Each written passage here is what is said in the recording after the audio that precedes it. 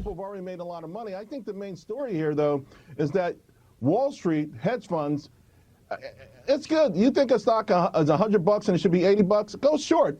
But they don't just go short. You know, they put together 50-page reports. They get to go on TV. They have their own networks, their own very powerful networks. They don't need to go in a chat room and gather 1 million people with $400. Yeah, but they can make 2 or 3 phone calls. So the idea that the hedge funds are being dissed or somehow disadvantaged there is a farce. Look at the short thesis on BlackBerry, okay, the analysis on BlackBerry, and the long thesis on BlackBerry. Right. And then let me tell you one thing, Charlie. Let me tell you one thing. Let me tell you one thing. I get trading out of it. Look at the short thesis on GameStop. Charlie. Let me just tell you one thing, though. Let me just tell you one thing. I bought BlackBerry in my own account. Almost a year ago. Makes no sense. This market is. Let Charles Payne answer. Go ahead. Stocks up. Who cares about your thesis? Who cares about your thesis? Who are you? Who are you? Who cares about your thesis? Guess what? Not all the money in there are smart people. There are people being led astray. It happens every few years, and it's happening now. People were led astray when they bought General Electric at 54. Bubble, Charles. But a lot of small investors believe Pets.com was going to be the next Amazon.com. Yeah, and guess what? But remember, there were a lot of people who were shorting Tesla, right? Hold on one second. They looked wise. That the crowd that shorted Tesla looked very, very wise, right? In retrospect, maybe not so much, right? Listen, we saw this with Tesla, Netflix, Amazon for years was a stock that the experts said don't buy because there was no E in the PE. Here's the thing. I bought BlackBerry almost a year ago on my own account because of the 5G technology. I just happened to see the short squeeze and take it. My broker sent me an email, said, yo, you remember this? I said, oh, golly. So there was a thesis for me to own it. Excuse me, Charles. I told you a year ago. What does a year ago mean to you? I said I bought it a year ago. This stuff. And there are people that are buying. Listen, Neil, I didn't want to do this with anybody else that would not let me speak. Okay? All right. Well, guys, one at a time. So, Charles, you're saying, you have confidence in that people are grown-ups. They can invest in something. If it doesn't work out, it doesn't work out. But they're certainly as qualified as the hedge funds who have second-guessed. I'm not saying anybody I'm not judging qualifications. I'm saying who the hell is anybody out there to say, oh, you should stop being able to own GameStop at a certain level. Saying that. I would love to be able to speak more than three seconds. That, Charles. All right. Well, here's the bottom line. Here's the bottom line. Everyone has theses, right? Raising the issue. All right, here's the thing. You're calling people stupid, Charles. Is that you're calling people stupid? The volume from a settlement standpoint, and Rush Limbaugh and all these lunatics are running around saying it's a class warfare thing. It's absurd. I tend to agree with Rush on this because you know what? Robinhood could have raised. Excuse me. I would like to talk. I would like to talk for more than 1 second, my man. Please give me a chance. I'm asking you to let me talk for a minute. Now, Robinhood raised $1 billion this morning. They could have raised that yesterday. They could have raised $10 billion. They want to go public. The insiders don't want to give up any more equity. Because they don't have enough money for this Neil, I'm out. Please cut me off. I don't want to finish this. This guy keeps interrupting. What kind of nonsense is this? All right. It really puts a lot of question about the integrity of the market, right? And it really everybody's scratching their heads over this. What should happen? What is the right thing to do to control this or stop this?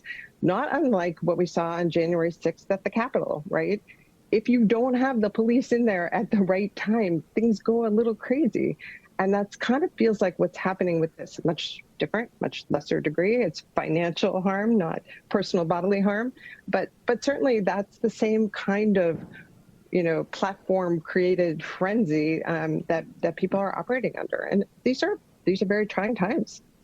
Okay, as we've said from the beginning, economic and financial power is 10x over political power because the source of the political power, the uniparty that has occupied this city, and that would be Washington, D.C., your nation's capital, is owned and paid for by financial and economic power. I want to turn now to the Financial Times, the prestigious Financial Times. You talk about this populist revolt of the little guy. For our podcast and radio audience, I'll describe this. Financial Times, U.S. watchdog defends Reddit army in battle with hedge funds. And the subtitle is Day Traders Take on Wall Street's Old Guard. Gillian Tet, who is the great columnist over there, says on the revolution in finance, and of course the Wall Street Bets logo right there about these guys taking on everything. We're now live in the war room. I'll talk about all our distribution, one of the top podcasts in the nation, number 2 or 3 or 1 every day, over 32 million downloads. Of course, we're not really a podcast. We just put it up on the system. John Fredericks Radio Network nationwide, Real America's Voice, the streaming service. We're on the Bird at Dish Channel 219, Comcast Channel 113, and simultaneously broadcast in Mandarin on G News and GTV. In fact, we'll be going to Asia later in the show to talk about the Wuhan virus, and new developments are coming out. Guess what? We were right in the mainstream media, and the authorities were dead wrong. And it's going to drive a lot of this vaccination fiasco that's coming up in the spring and summer this year. Okay, I want to bring in, I think, one of the smartest guys around and most controversial. That's why he's perfect for the war room, Mike Cernovich. So, Mike, you saw that. I want to start with the Charles Payne. Charlie Gasparino is a running dog, and I know Charlie, good guy, but he's a running dog for the Wall Street elites. He's a running dog for the hedge funds. He's always out there with rumor mongering constantly. You can tell what those guys think by what he's saying. He's calling Rush Limbaugh a clown, and this is not a populist revolt. And he's trying to go back to this. All the lack of accountability, lack of visibility to protect the Wall Street equity lords that essentially control Wall Street and the city of London and Frankfurt and Tokyo and Singapore, right? And therefore control the political system throughout the world. You had a series of tweets or comments on your Instagram that I think perfectly laid out exactly what this is about, why it's important, why people who've never owned a stock in their life, right, who are MAGA, and just so people understand, Cernovich was one of the earliest guys into the MAGA movement, became a driving force in the 2016 campaign. It's where he got his controversy. It really became controversial after Trump won, as did Breitbart, myself, and others, right, when they realized that this populist revolt was real and taking on the managed decline of our country. And nothing personifies it more than the decayed permanent political class in this city that is owned by Wall Street and its oligarchs in corporate America, and particularly in Silicon Valley. I want to start with the first one we put up, but let's introduce Cernovich. Well, can I mention? Yeah. Can I jump in there, Mike? Go ahead. Can I say something? Yeah, real quick sure. Go ahead. Yeah, that's what confused me. Is I was always naive early on. I was like, why is the media coming after me all the time? What's the deal? And then I realized I was one of the only people talking about economic populism. So it took me a long time, even at my old age with the gray hairs and everything, to realize that this is all interconnected, the economics and the media system, because it just didn't make sense the way they would go after me. I was like, they're writing about me again? It's like another thing again? And it was always just the most nonsense stuff that you can imagine. It's a professional smear thing. And then you realize, oh, wait, and you were also the same way too. You had said that we're going to have left-wing quote populism, which would be, as we saw, far left-wing radical socialism under AOC. And those tweets segue into that, what socialism would look like under her, which would be a form of animal farm, where some pigs are more equal than other pigs. And then you had people like us who just want to raise. I always say, if you say, Mike Cernovich, what are your politics? I say, you know what? When I'm leaving Costco, there's a person standing on the feet all day checking my receipts. And I think that person's probably never going to have a big 7-figure exit. That person just wants to work. How much is that person making? I want that person making, $20 an hour. How can we create market conditions to worry about those kind of people? But that's not what the AOCs of the world are doing. They're all in part of Wall Street, which, as the tweets we're going to talk about, will prove. Okay, yeah, let's get I think you and I share the same concept, is that we're right-wing populist and economic nationalists. My watchword is very simple. People got to get, because I come from a working-class family, if you want to save this system and stave off a revolution, people have to get a piece of the action. This country generates tremendous wealth. It's gone and provided freedom for more people than any nation in the history of the earth. And the people, that's what the deplorables are. That's what MAGA is. It's on their shoulders that everything rests. All civic society, ordered markets, the rule of law, all rest on their shoulders. The Cheneys of the world want to throw your lives and your treasure away. The Cernoviches and the Bannons and the Trumps of the world and the MAGA movement say, no. It's got to be on the shoulder. But I want to go back to your concept, because we got to frame the best way to like, whether it's the pandemic, whether it's populism, if you give the deplorables nomenclature, you talk about process, you talk about critical path. Once they have a mental map, they will come to their own conclusions about what they like, what they don't like, what they support, and what they won't support. I want to go back to the first one that caught my attention. You did it the other day. You said, this is a perfect storm. And I want you to describe why you say that this moment in time and what's happening in these basements with these traders of the Wall Street bets is much bigger than what they are just doing. Why is this a perfect storm? The reason this is a perfect storm is because the first time I heard of GameStop was from my Persian mother-in-law who's in her 60s. I had no idea any of this was happening. So just the genesis of what had happened, and for those listening on the podcast, it says this GameStop thing is a perfect storm. Media can't spin this as racism, sexism, or Trumpism. It's literally everyday people of all races and sexes versus the very top, not the 1%, but the 0.0 and 0.001%. And I realized that with MAGA, the attack went right away. This is racism. This is white supremacy. This is white nationalism. Look at these white guys in the MAGA hats. That was their attack. But this thing started on Reddit, which is a left-wing website, very liberal. If you ever want to get a sense of Reddit's politics, read a thread about me. They think O.J. Simpson incarnate or something like that. So these are all lefties. It's just crazy. Yeah, these are lefties. So the media now. I did get a little bit wrong. The media did try to spin it as racism. They tried to, as you show that former SEC commissioner, compare it to the Capitol incident. They're trying, but they're failing, and they're losing control of the narrative. So most of the people I heard this GameStop thing from were not even MAGA people. It was very what you call political normal people. It was very a few professional class people of all colors, genders. Like I said, my Persian mother-in-law is the one who asked me about GameStop. She goes, "What's up with this GameStop thing?" And I said, "I don't know, man. What is this?" So this was probably 40 to 80 million people. And I would like to see that poll to get some empirical data. But I would just estimate that anybody who watches any kind of media, probably 40 million people at least, saw the media in real time rally to, within 48 hours, shut down your trading account or manipulate the market. Because remember, let's put up Cernovich number now 2. Is trying to say, Yep. I want to put up Cernovich number 2. Keep talking. We're going to put it up what you're talking about. Go ahead. Yeah, so Robinhood tried to claim that they suspended trading, but when you read the fine print, no, you could sell your shares of stock. Now, for those who don't appreciate the implications of those listening at home, is if there's a short squeeze, the short sellers want the price of the stock to go down.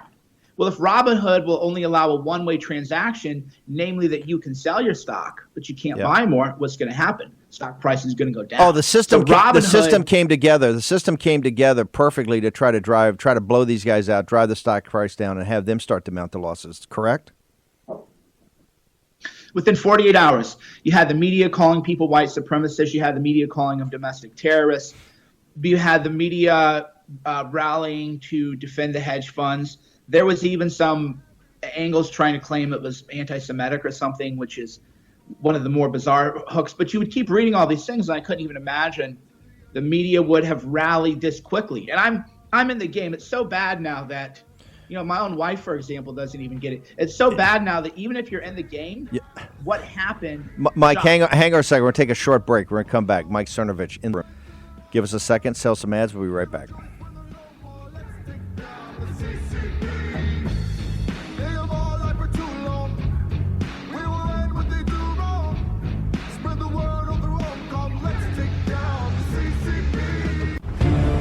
War Room Pandemic with Stephen K. Bannon. The epidemic is a demon, and we cannot let this demon hide. War Room Pandemic. Here's your host, Stephen K. Bannon.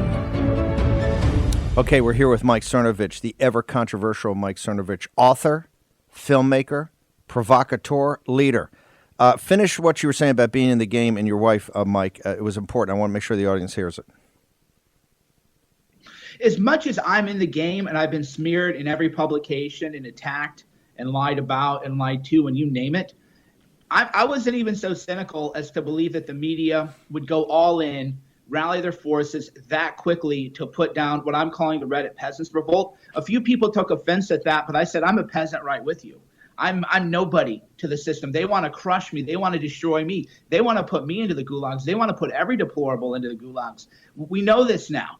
So it was a peasants revolt, and the elite opinion went all in to put this down in a way that even I, having been victim of this many, many, many times, couldn't have anticipated, to the point where my wife, who's seen this happen, goes, I don't understand. How are they putting it in people's faces like this? Don't they realize this is going to backfire? Don't they realize they shouldn't do this? Don't they believe that they're playing with fire? And I'm like, honey, I love you, but you just don't understand really to this day what we're fully up. And probably that's why we have a good relationship, is she has that more kind nature.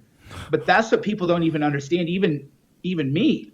That this is how quick they'll rally their forces to put down the people, to put the boot on the neck of everybody, from the people like us who they view as influential, all the way to just a Reddit investor trying to pay his bills. Okay, I want to get to this because I've said for years, in my talk, is that particularly millennials and Gen Z, which a lot of these Reddit peasants are nothing more than Russian serfs. You don't own anything with negative interest rates, zero interest rates, central bank. They bail out the asset classes. Assets go through the roof, stocks and real estate, real assets.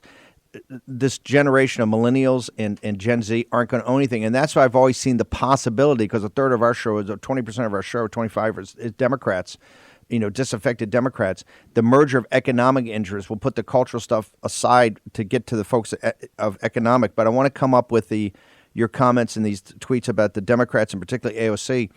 We haven't seen Elizabeth Warren, the fire-breathing populist, and AOC, the fire-breathing populist. I was saying to AOC in the show the other day when guys were criticizing, I said, hey, stop with the eat the rich and go primary Chuck Schumer. Chuck Schumer is the biggest guardian of the equity lords. Everybody knows that. He's the biggest guardian of the banking class on Wall Street. Go take him on. What do you say? Go thoughts, and let's get these two tweets up there. But I want your thoughts. Just roll with it about why Elizabeth Warren is attacking the Reddit guys in this rebel army versus defending. And she's got this thing out. It's nice. It's got about stability of markets and all that. She does a cover, but she wants to go in to these chat rooms, get all their information, all their chats about a pump and dump scheme, about market manipulation. Mr. Cernovich. Right. So what I noticed right away, and it's funny because AOC's people monitor my tweets closely. So I'll tweet something, and then 5 minutes later, they'll answer without, of course, mentioning that they're reading me. And what I tweeted out was Robinhood Citadel is a slam dunk, typical of my dyslexia. We got a little typo in there. Slam dunk issue. AOC was tweeting nonstop about racial stuff, calling Marjorie Taylor Greene a white supremacist. That's where her head was. Elizabeth Warren kind of said something, but not really. The GOP's quiet. So here's what I love about this, Steve. I love what I call moral clarity.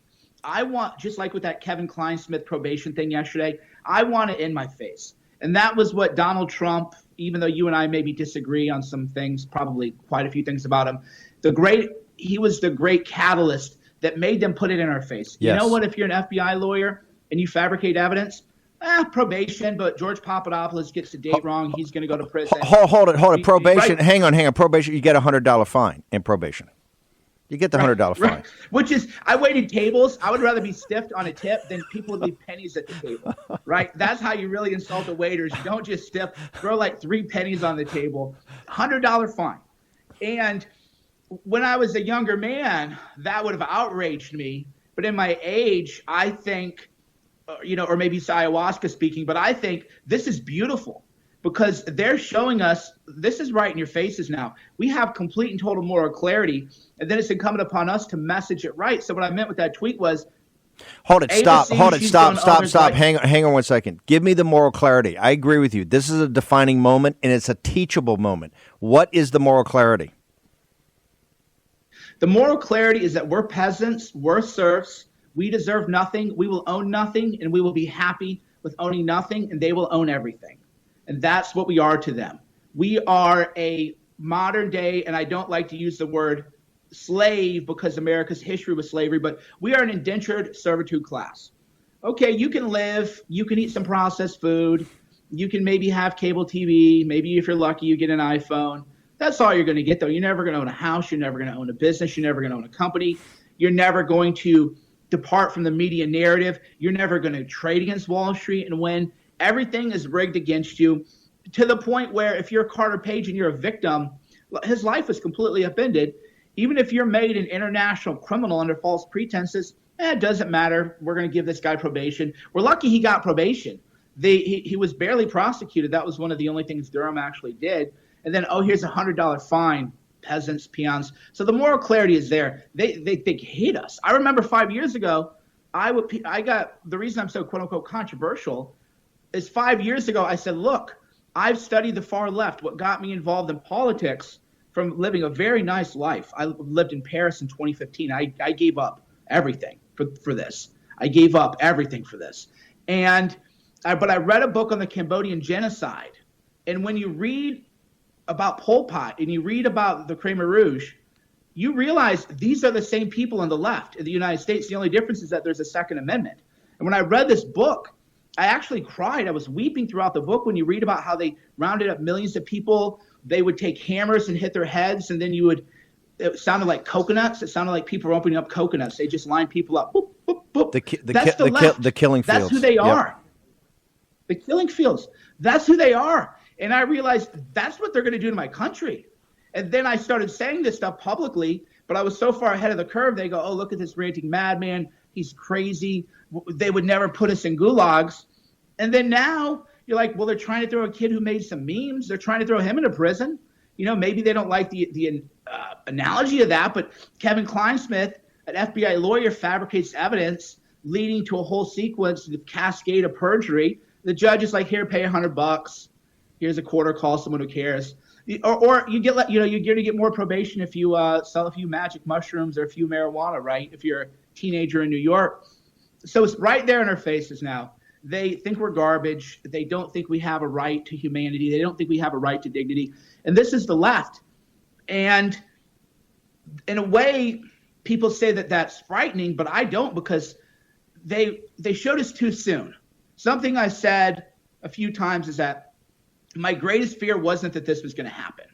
My greatest fear was that it was going to happen before people woke up, before people could actually see.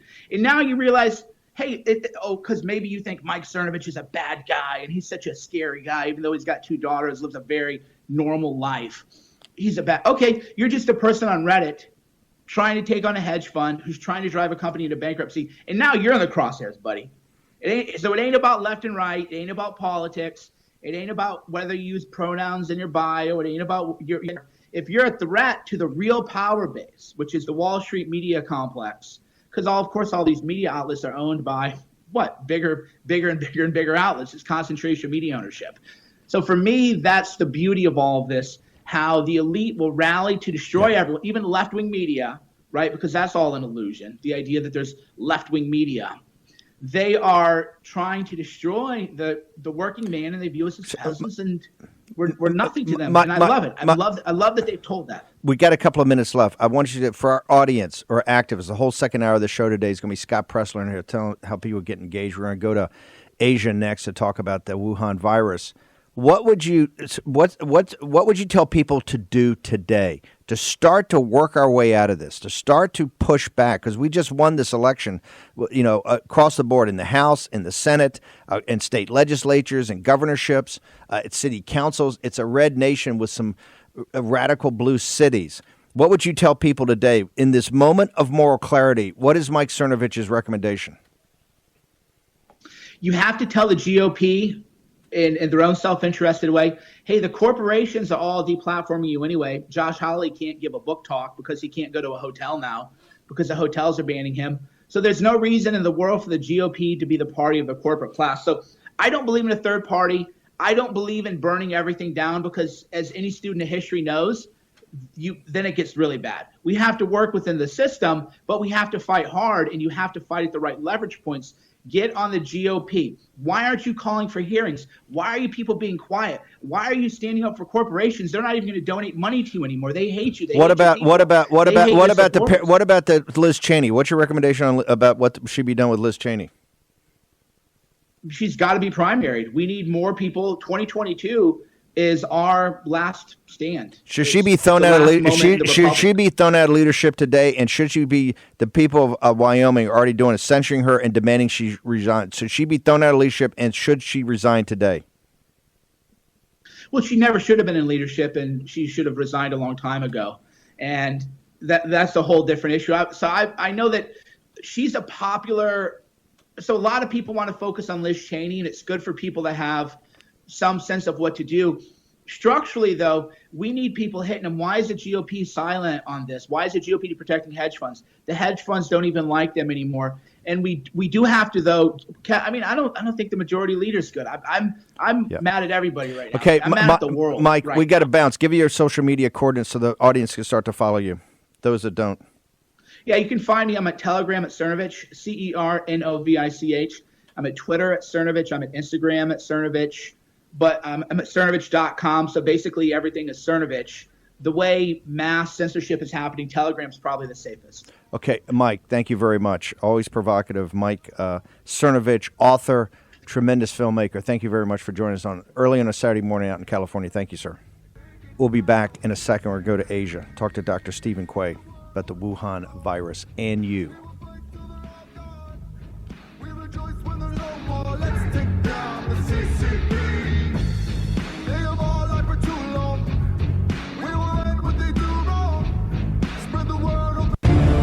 War Room Pandemic with Stephen K. Bannon. The epidemic is a demon, and we cannot let this demon hide. War Room Pandemic. Here's your host, Stephen K. Bannon. It's the same we have to apply now on a global level. As long as not everybody is vaccinated, nobody will be safe. As long as everybody's not vaccinated, no one will be safe. To talk to you about what's on the other side of the hill, that's coming. The forced vaccinations, the digital passports, all of it. And we're the first show in the world to focus on the pandemic. We had our 1-year anniversary. We started back in mid-January of 2020. Why is that? Because we know China as well as anybody and know the CCP better than most. Now we've talked from I think our second show on the 26th, actually on the 25th on our first show, we talked about the Wuhan lab and how this came out of the Wuhan lab and how there was a PLA military biological weapons program there. And I've always said I think it inadvertently leaked during the gain-of-function experiments because the lab by the Bat Lady that was heralded by the world press was completely out of control and not up to standards, should have never been certified. All of that's going to come forward now. You got the WHO over there right now with a phony investigation a year after it took place. This is the railhead of all the misery in the world right now, right? This is the railhead of all the misery in the world. And no one's being held accountable. Well, that day of accountability is going to come. And you're starting to see now some of the most respected people in the world, some of the most respected researchers and doctors are now coming forward with the truth to counter the clown show that is the Tony Fauci clown show and others like Fauci that are just running dogs for the medical establishment. And look, I'm not an anti-vaxxer. I believe in science. I believe in data. This is what we've prided this show on doing this when we called this War Room Pandemic back in mid-January of 2020 when the World Health Organization, I don't think, designated until March, when CNN didn't designate it till March. Those 60 days are the principal reason that we have so many deaths in this country. In addition, that Peter Navarro told you, he was inspired by what we did in those first couple of days. It drove him, it was one of the inspirations he did, to write the memo that President Trump signed off on to stop travel from China and to quarantine people that Tony Fauci fought. Tony Fauci fought that, as he's made one mistake after the other, and I hope that the people around Joe Biden understand quickly that he's a promoter and a spin artist and a dangerous, dangerous individual. Okay, I want to bring in now, it's an amazing study that's just come out in the last day or two. Dr. Stephen Quay received his doctorate and his PhD from the University of Michigan, postdoc work at MIT under the Nobel laureate Gobind Khorana, and also was a resident at Harvard MGH Hospital and was on the faculty of Stanford University School of Medicine. So Dr. Quay also runs a company up in Seattle, it's publicly traded. I want to talk to you about your new statistical analysis. I want to talk first about the Wuhan lab and your statistical analysis about the lab versus the wet market, and then I want to get into the timing of this. You know, my organization was one of the ones that helped the whistleblower movement and helped the new federal state of China in getting Dr. Yan out of Hong Kong and getting her here to tell the West about all this. But I want to go back. You actually did the statistics and the math. Walk us through what this new analysis is and what it shows. Sure. So it's a very standard process. It's called Bayesian analysis. Hedge funds use it every day to figure out how to trade in the market. The government uses it to determine whether an earthquake has happened or a nuclear bomb. So it was developed in the 1700s by a Presbyterian minister, Thomas Bayes, and we all use it. We just don't know the name for it. Basically, if you follow baseball, basketball, before the season starts, you have an order of the teams. You're basically setting a probability of who's going to win the World Series. End of the regular season, a lot has happened. There have been injuries, there have been wins, there's been losses. So they go into the playoffs with a new ranking, but they still don't know who the winner is. And so every step of the way is basically a Bayesian analysis. You start with evidence, you set your priorities, you bring in new evidence, you turn the crank, and you get a new answer. So in this process, I wanted to be very conservative because there's a lot of bias and we want to be right on this. So I began with a 98.2% probability that it came from nature, a 1.2% probability it came from a lab.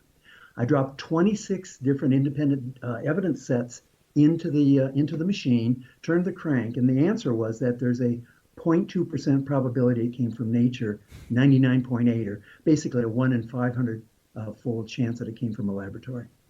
How did that do that radical flip? What did you actually put in, and how is there anything about the model that could be wrong? I mean, you started with one hypothesis, and you've come to the evidence has driven you to the exact opposite. How did that explain to the audience? How does that actually work? Sure. So in the paper, it's 194 pages. So if you have trouble sleeping, I recommend it highly. You have to determine what's called the initial state. So I took a paper by Dr. Peter Daszak, 2 other papers, and basically used those to determine what the initial state was. These a lot of math, but anyway, I used the 95% confidence limit, upper limit, for the starting point. So that's how I got to 98.2%. Percent at the beginning of the process, 98.8, 1.2% of the process. And then I began to drop evidence into it. So for example, in an infection from nature, the virus jumps into the human population for weeks, months, years ahead of time. And so there's practice jumps. You can find those by going to the refrigerator in hospitals and bringing old specimens out and looking for what's called seroconversion. And with SARS in 2003 and with MERS in the Middle East in 2015, it was about 1%. In people who were close to the animals, it was more like 3 or 4%. So the WHO did a study in March where they looked at 540 specimens from Wuhan that were from the refrigerator in fever clinics. There wasn't a single seroconversion. So the probability of that is less than 1%. So you drop that in. Each number changes a little bit. In the paper, I go through how each one changes.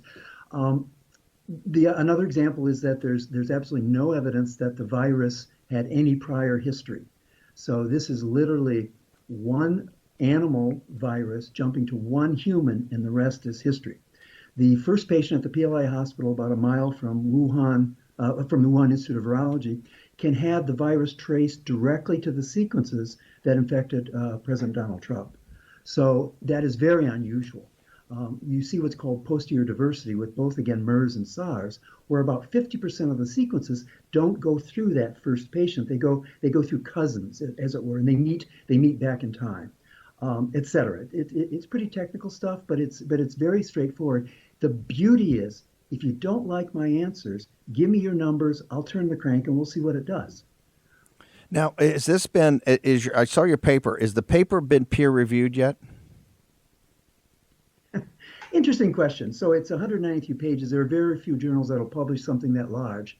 So I sent it out to 26 esteemed scientists in the world, all the members of the WHO team, all the members of the Lancet Commission, and Dr. Shi at the Wuhan Institute and the doctors on some of the most prominent papers there. I've gotten some feedback. I've agreed to kind of keep it confidential, and I changed the manuscript after getting some feedback. But at this point, it's not peer reviewed. But is the feedback you're dead wrong and this is ridiculous, or hey, you got to make this tweet here, or on the margins, or is it to the heart of your argument? Well, it's always on the margins. So for example, there's a particular site on the spike protein called the furin site.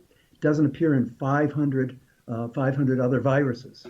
So one of the most esteemed virologists in the United States, the top of the heap, so to speak, said, "Well, aren't there millions of viruses, and so therefore your denominator is so big you don't know what you should do?" But then I found a paper by Peter Daszak which said, there's actually 3,200 species. So I dropped that into my equation. I used that, and so none of it has changed significantly. It's really hard. I found only a couple pieces of evidence that point to nature, and all the rest point to a laboratory. And look, the State Department. The reason is important. The State Department came out with the intelligence agency said before President Trump left that it was that it came from Wuhan, and then there was a discussion. They put forward that it's a PLA run thing. The lab is PLA run. In your analysis, aren't you implying that this came from or even more than implying that not only did it come from Wuhan, but this came from a gain-of-function experiment in the Wuhan lab? Yes. That needs to be made very clear. This virus has many signatures of laboratory manipulation.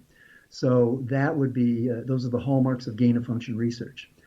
In addition, in the first 5 patients that were published by the Wuhan Institute, I was the first to find what looks like adenovirus sequences as well. So in my paper, I basically state that in the end of December 2019, the Wuhan Institute of Virology was sequencing patient specimens in which there was both the SARS-CoV-2 virus and a Chinese-built virus vaccine in the same patient. I have not included that in my analysis because that, of course, would be definitive in a Bayesian analysis. I sent a letter to the Wuhan Institute doctors to ask them to explain if they had a trivial artifact explanation, and I haven't received any. I want to make sure no one has come up. Hang on, but I want to come up with an artifact. I want to make sure we're clear about this. Not only are you saying that the thesis, your hypothesis totally flipped from wet market or bat cave to the Wuhan lab itself, and the implication is obviously as you go through it, it is not from nature, it's man-made, and therefore came from some sort of gain-of-function experiment. You're also saying, in addition, you're tying it back to patients and even vaccines from November of 2019. I just want to make sure we're clear about this. What is your point about the first patients and the vaccines? I want to be very clear because. Yeah, let me be very clear because I'm really a precise scientist and language is very dangerous. My analysis only differentiates between coming from nature and coming from a laboratory.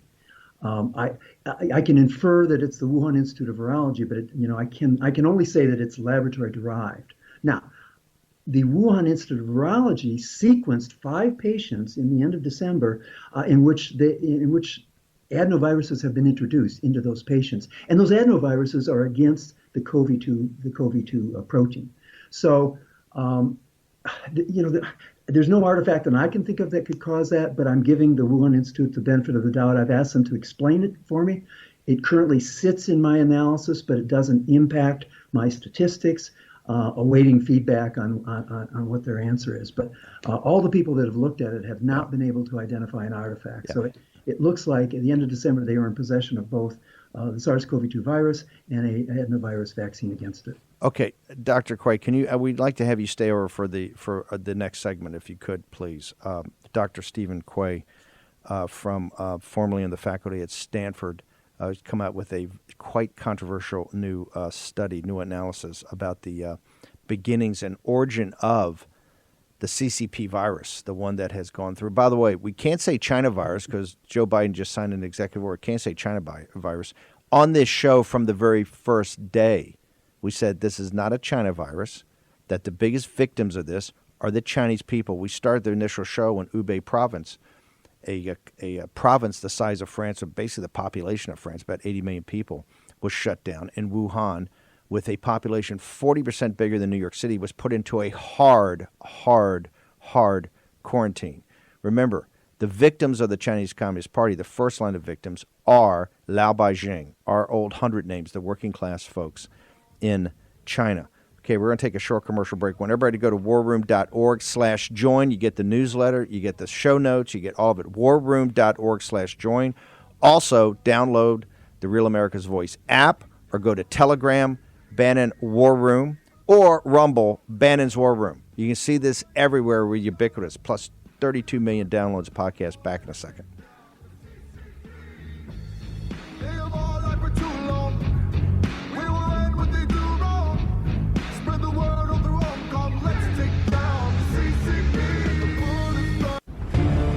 War Room Pandemic with Stephen K. Bannon. The epidemic is a demon, and we cannot let this demon hide.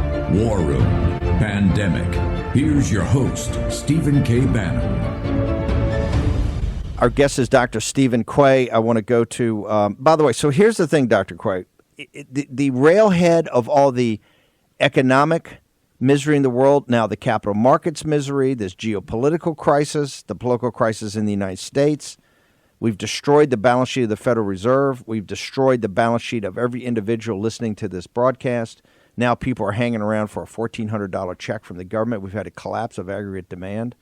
We've destroyed universities, colleges, kids' senior year, culturally, demographically, economically, socially, any aspect at all. We're at each other's throats. And yet it's crickets. You know, Joe Biden has an inaugural address. They say, oh, it's like Lincoln's second inaugural address. Never mentions the Chinese Communist Party or China.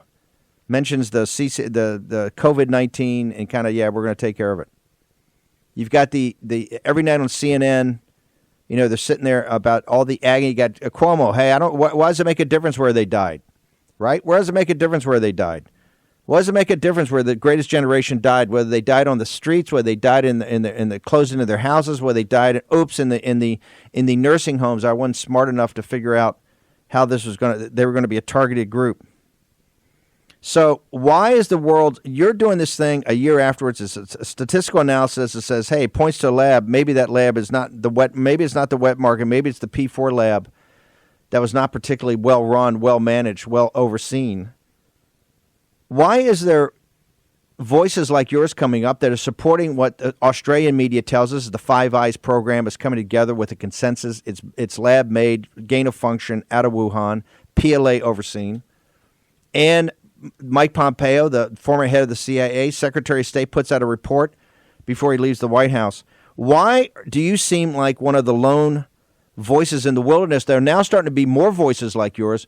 But why has it taken us a year to gotten here? And why do evidence-based, data-based, science-based places like CNN that rubs the deplorables' nose in it every second of every day that they're morons and that their betters are telling them this, yet you never hear analysis like yours? They go out of their way. In fact, Fauci, we've got Fauci, we'll play that next week, saying, I think in February or March, I talk to my Chinese colleagues all the time, and they tell us, it's the wet market, and they have it under control, and there's no human-to-human transmission. Dr. Quay, what say you? Steve, look, I'm a scientist, and I maybe I'll disappoint you, but I want to stay in my lane. So I will tell you everything I can about this virus from a science point of view, how it was made, the things that I think could have been, things that we can do, and I can comment on public health, and whether lockdowns are important or masks are important and those sorts of things. But I really want to stay in my lane and be. So what is so stay in your lane? We want you to stay in your lane. What's the implications? We got about 4 minutes. What's the implications of your analysis? Staying in your lane. What's the implications of what Dr. Stephen Quay is telling us about the origins and characteristics of this virus? Okay, so now I'll touch on a little bit of what you said. The blood and treasure of the world's people has been consumed in the last year in responding to perhaps an accidental escape from a laboratory of a science experiment. In my paper, I talk about how after World War I, the chemical industry was called to bear in the war. and we banned it. And now only rogue states use chemical weapons. Physics was called up during World War II. We made nuclear bombs. They're now regulated heavily. And I believe this might be biology's turn.